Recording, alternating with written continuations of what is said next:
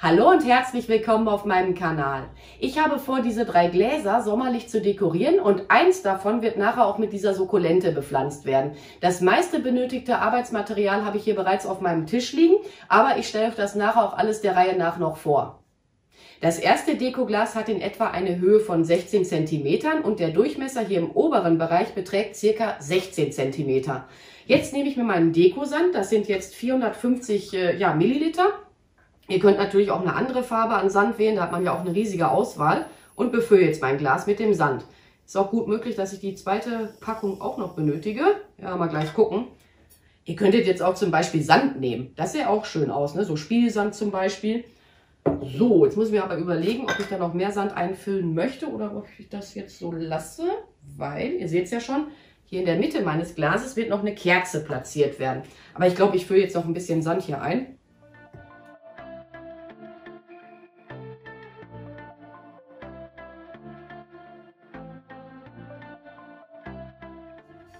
So, jetzt mal eben schauen wegen der Höhe. Ja, das finde ich ganz cool so. Hätte jetzt vielleicht doch ein Hauch weniger sein können. Jetzt muss ich mich nur entscheiden, ob ich diese Kerzenfarbe wähle oder doch die rosafarbene. Mein Glas habe ich jetzt auch noch mal gereinigt und ich schucke das jetzt so ein bisschen hin und her, damit der Sand ja ein bisschen glatter wird. Und ich werde diese rosafarbene Kerze nehmen. Die grabe ich jetzt hier so ein bisschen in meinem Sand ein. Ja, und jetzt kann man sich entscheiden, wie man das Ganze weiter dekorieren möchte. Ich habe jetzt hier zum Beispiel Seesterne, Schneckenhäuser. Dann sind hier noch so getrocknete Samenkapseln drin. Dann ist hier auch noch so ein bisschen, ja, ich sag mal Holz mit drin in dieser Packung. Macht es mir aber jetzt ein bisschen einfacher und kippe das jetzt hier mal in meine Box hinein. Wenn das jetzt mal rauskommen würde. Da sind auch so gedrehte Schneckenhäuser mit drin. Das ist so eine kunterbunte Auswahl. Die letzte will jetzt gerade nicht raus. Dann habe ich für dieses Projekt ja noch eine Packung, da sind Schneckenhäuser drin. Dann ist hier auch so eingefärbtes, ich sage jetzt mal so eingefärbte Holzstückchen sind da mit drin. Kommt ja auch mal hinein. Bei den Schneckenhäusern muss ich jetzt ein bisschen aufpassen, die sind etwas zerbrechlich. Das war jetzt doch sinnvoller, das Material hier erst einmal in meine Box einzufüllen. Dann habe ich es jetzt ein bisschen einfacher. Ja, und jetzt wird mein Glas weiter dekoriert werden. Ich werde das hier im unteren Bereich mit Schneckenhäusern, mit Muscheln und mit Seesternen auffüllen oder befüllen vielmehr. Mal kommen da größere Schneckenhäuser zum Einsatz, mal kleinere oder halt mal eine Muschel. Einfach jetzt so nach Gefühl arbeiten, wie es euch gefällt. Man könnte jetzt auch nur ein paar Sachen da drauflegen, aber ich will das jetzt hier unten ja komplett befüllt haben.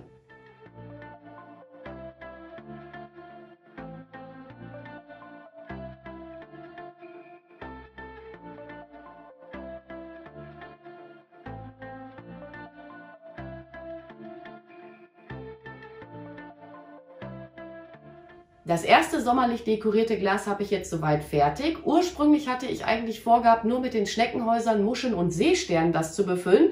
Aber ich habe mich jetzt doch dafür entschieden, auch diese blauen getrockneten Hölzer damit einzuarbeiten. Ja, und dann komme ich jetzt mal zu Deko-Idee Nummer 2. Das ist jetzt das Glas, was ich bepflanzen werde, hat in etwa eine Höhe und einen Durchmesser von 19 cm. Ja, und hier könnt ihr ja schon meine kleine Sukkulente sehen.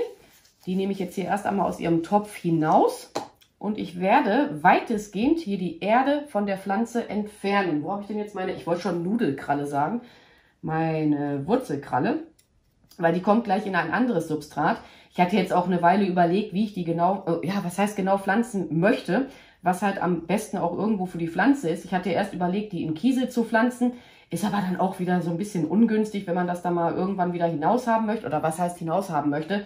Ich habe die Befürchtung, dass die Pflanze sich dann nicht optimal wohl da drin fühlen wird. Und deswegen habe ich mich für mein Kakteengranulat oder Substrat entschieden. Ist ein mineralisches Substrat. Sieht dann auch gut aus im Glas. Man hätte das jetzt auch einfach in Sand pflanzen können, diese Pflanze. Aber man muss ja auch irgendwo bedenken, die Pflanze wird ja auch mal gewässert werden und dann läuft der Sand vermutlich so hin und her im Glas.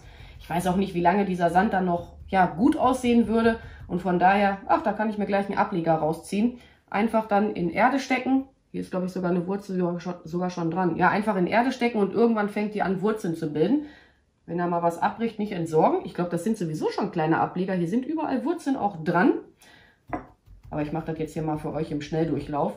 Da wird jetzt auch nicht komplett das Substrat entfernt, aber das, was ich halt so problemlos abbekommen kann.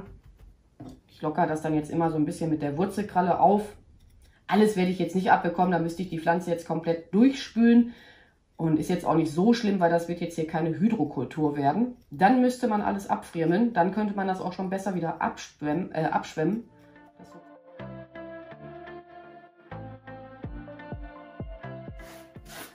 Aber ist jetzt irgendwie auch schade, dass die genaue Bezeichnung der Sukkulente jetzt hier gar nicht auf dem Topf drauf steht. Ihr könnt es ja sehen, hier steht jetzt einfach nur Sukkulente. Und noch mehr ist jetzt hier auch gar nicht angegeben. Ne, ich entdecke jetzt hier nichts. Ja, vielleicht hinterher, wenn ich das Video schneide, dass ich da doch irgendwie eine Namensbezeichnung oder eine genaue Namensbezeichnung entdecke. Ja gut, dann wollen wir dich jetzt hier mal hineinsetzen.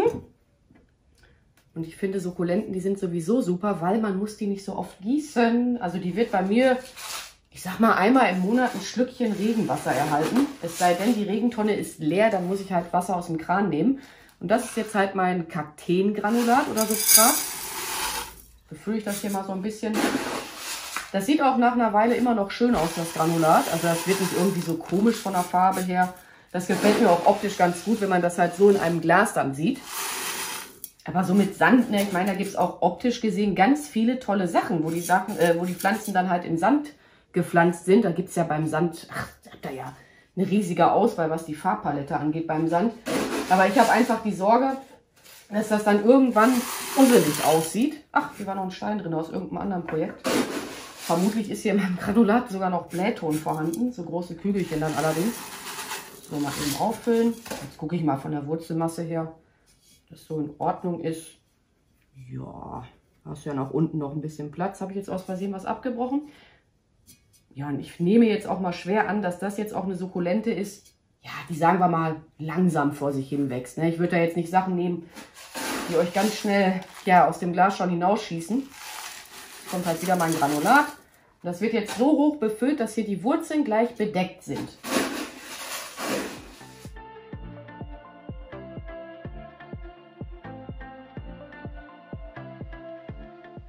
Aber ich finde, mit diesem Kakteengranulat im Glas sieht das auch gut aus. Ja, und jetzt überlege ich mal, wie ich das überhaupt weiter dekorieren möchte. Ich habe jetzt hier noch mal eine Box mit Muscheln, Seesternen und Schneckenhäusern.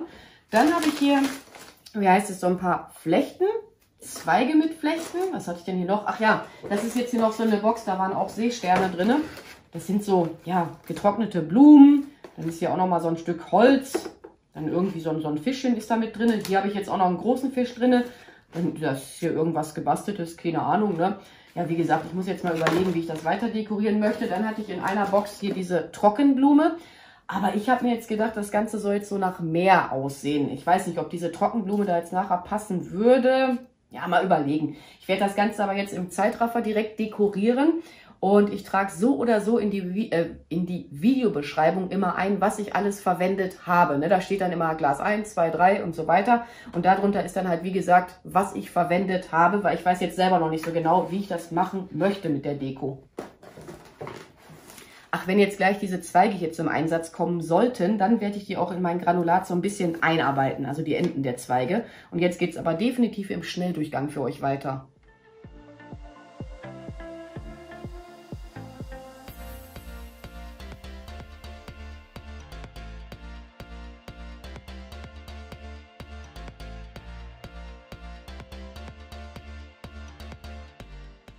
Ich zeige euch jetzt mal ganz schnell, wie ich diesen kleinen Fisch eingearbeitet habe. Ich habe hier einfach so Bindedraht drumherum gewickelt oder drumherum gebunden. Dann hier durch die Flechten hindurch, ein bisschen gedrückt, ne? Dann kann man das hier einfach so hineinstellen. Also der ist jetzt nicht irgendwie mit der Heißklebepistole befestigt. Mal eben die Flechte ein bisschen hochziehen und das hält ganz gut. Dieser Fisch, der liegt da jetzt einfach nur so auf. Ne? Den hätte ich jetzt auch mit der Heißklebepistole befestigen können, aber ist jetzt in meinem Fall überhaupt nicht nötig. Ich wollte euch noch das Wässern zeigen und noch eine Möglichkeit, wenn man jetzt sagt, ich will aber diesen Sand, wollte ich schon sagen, dieses Kakteengranulat nicht sehen. Also jetzt wirklich nur so ein bisschen wässern. Ich sage jetzt mal so ein Stückchen.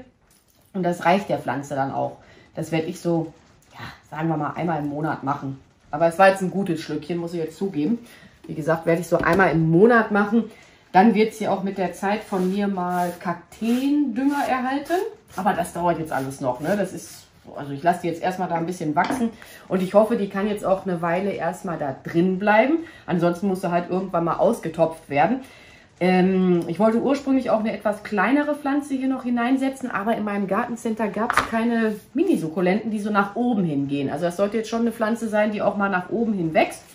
Und wenn man das Ganze jetzt hier so nicht mehr leiden mag mit dieser ja, Meeresdeko, so nenne ich es jetzt einfach mal, dann kann man das ja ganz entspannt hier wieder abdekorieren und macht da irgendwas anderes hinein. Zur Weihnachtszeit zum Beispiel könnte man hier auch eine Lichterkette mit einarbeiten oder man platziert hier vorne, ich sag mal, irgendwie ein Glas mit einer Kerze drin. Muss man halt darauf achten, dass das hier nicht irgendwie in Flammen gerät.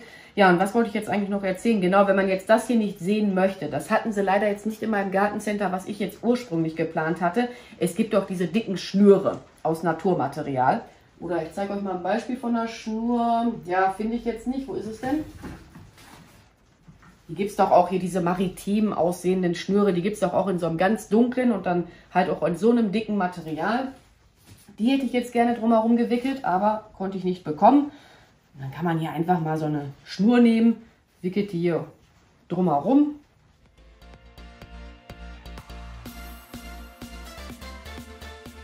Ja, dann legt man das hier einfach so drumherum, eben ein bisschen zusammendrücken.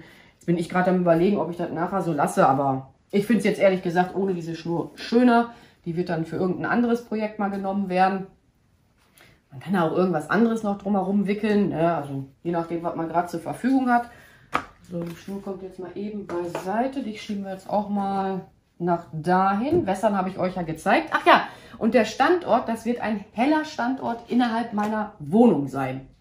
Vollsonnig werde ich das jetzt nicht platzieren, aber ein Standort, wo die wirklich immer reichlich Licht bekommt und sich dann hoffentlich mit der Zeit gut entwickeln wird. So, das wird jetzt ein Projekt werden, ein Glas im Glas. Sowas habe ich schon mal gemacht, aber das wird jetzt anders werden. Jetzt wollte ich euch noch die Höhe von dem Glas sagen. Aber das Glas hatte ich jetzt auch noch nicht ausgemessen. Ja, sagen wir mal eine Höhe von in etwa 25, ein Hauch drüber.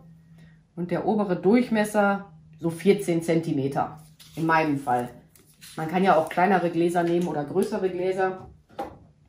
Wo habe ich jetzt diesen Kies? Den hätte man ja auch schon mal aufmachen können.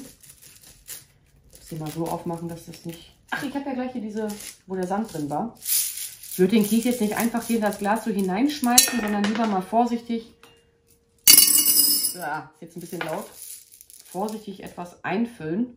Nicht, dass da Kratzer im Glas nachher sind, wenn ihr das jetzt wirklich einfach so von oben drauf kippen würdet. Ja, ein bisschen was darf noch.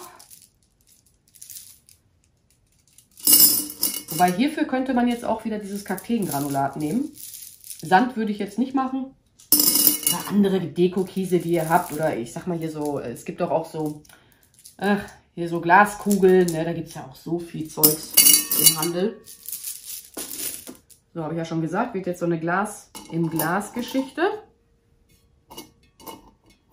Ja, ein bisschen was mache ich jetzt noch drumherum hier bei meinem Glas. Und das ist auch ein bisschen krumm.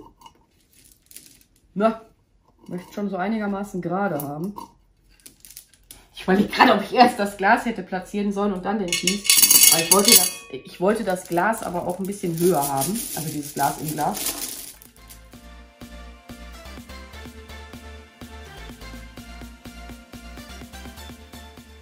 Was jetzt auch toll aussehen würde, was ich jetzt allerdings nicht machen kann, weil ich so ein Glas nicht habe, wäre jetzt hier im Innenbereich ein Glas zu verwenden, was in etwa genauso hoch ist wie dieses äußere Glas. Also das sähe wie gesagt auch toll aus, aber kann ich leider nicht machen, weil ich das jetzt gerade nicht zur Verfügung habe. Jetzt befülle ich mein Glas mit Wasser, aber dieses kleine Glas, das bleibt frei. Also da fülle ich jetzt kein Wasser hinein. Ich mache jetzt so viel Wasser hinein, dass die Kieselchen, bedeckt sind. Ich muss nur aufpassen, dass das eine Glas jetzt nicht mit Wasser auch noch befüllt wird. Ja gut, sonst muss ich halt nochmal hinausnehmen. Ja, ein bisschen kann noch. Mal gucken. Ja, das innere Glas ist schon mal trocken geblieben. Und was wollte ich sagen? Ich war vorhin in meinem Garten. Hier in der Mitte wird nämlich nachher noch eine Kerze platziert werden. Ich bin noch am Überlegen, ob ich jetzt so eine kleinere Kerze habe oder einfach ein Teelicht nehme. Das bleibt jetzt jedem selbst überlassen. Ja, wie gesagt, ich war in meinem Garten. Ich habe etwas von meinem Frauenmantel abgeschnitten. Dann habe ich hier, oder ich mache das mal eben anders, habe ich hier Nelken. Das ist eine hängende Polsterglockenstaude. Und dann habe ich hier noch was. Ich habe den Namen natürlich mal wieder vergessen. Die säen sich jedes Jahr von alleine immer aus und dann bilden die halt diese interessanten Samenkapseln. Ich habe jetzt auch nur ein paar abgeschnitten, weil ich will nächstes Jahr auch wieder diese Blumen haben. Die sind nämlich auch super bienen- und insektenfreundlich. Und das wird jetzt auch so, ja, nach Gefühl eingearbeitet werden. Da werde ich aber jetzt keine Muscheln oder sonstiges drin platzieren. Das wird dann halt jetzt so, ja, wie soll ich sagen, so richtig sommerlich, jetzt nicht maritim. Und ich habe jetzt gerade doch noch gedacht, kommt hier doch mit rein. Mal gucken. Ach, warum nicht? Lassen wir jetzt mal ich kriege schon wieder meine Sprachprobleme. Nun, das wird jetzt hier so zwischen den Kieselchen so hineingesteckt werden. Worauf man jetzt natürlich achten muss, deswegen hatte ich ja gesagt, richtig toll wäre, wenn man jetzt für den Innenbereich noch ein Glas hätte, was in etwa genauso hoch ist. Dann muss man sich jetzt nicht Sorge machen, dass das hier mit der Flamme in Berührung kommen könnte. Und von daher habe ich jetzt gerade selber schon entschieden, ich werde hier nur so ein kleines Teelicht drin platzieren, dann kann da auch so schnell nichts passieren. Und jetzt habe ich mich hier gerade irgendwie ein bisschen verhaspelt.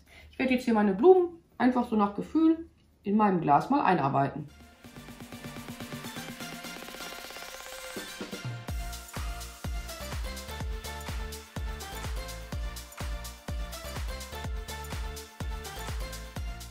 Habe ich jetzt natürlich mal wieder vergessen zu erwähnen. Im unteren Bereich habe ich hier immer die Blättchen entfernt, damit die Blätter nicht permanent in dem Wasser drin sind, weil die fangen dann auch relativ schnell an zu vergammeln, die kleinen Blättchen. So, das haben wir jetzt schon mal soweit. Jetzt mein Teelicht. Hätte ich eigentlich auch vorhin schon direkt platzieren können. Muss man natürlich jetzt so ein längeres Stabfeuerzeug benutzen, um das anzünden zu können. Aber ich denke, so kann da jetzt erstmal auch nichts passieren. Und davon mal abgesehen, das ist ja jetzt sowieso alles innerhalb von einem Glas. In dem Glas ist auch noch Wasser drin. Aber ich persönlich lasse die brennenden Kerzen nie außer Augen. Also ich habe da wirklich immer ein Auge drauf, weil ich möchte jetzt auch nicht, dass aus Versehen hier irgendwas in Brand gerät. Deswegen immer ein Auge auf die brennenden Kerzen haben. Oder alternativ, man platziert hier in diesem kleinen Glas einfach eine Lichterkette zum Beispiel. Dann würde ich das Kabel hier hinten entlang führen, dass man das nicht mehr sieht. Aber das gefällt mir jetzt auch richtig gut. Ist jetzt natürlich ganz anders als hier diese maritimen Gestaltungen der Gläser. Und ich denke, eine Woche wird man daran auf jeden Fall Freude haben. Und ja, noch mehr kann ich euch jetzt gar nicht erzählen. Ich werde das jetzt gleich noch mal ein bisschen genauer für euch filmen. Ich werde mich jetzt aber auch an dieser Stelle einfach mal bei euch schon mal verabschieden. Vielleicht konnte ich ja dem einen oder anderen von euch ein paar Anregungen, Inspirationen mit auf den Weg geben. Macht's gut, eure Pink Peach. Bye!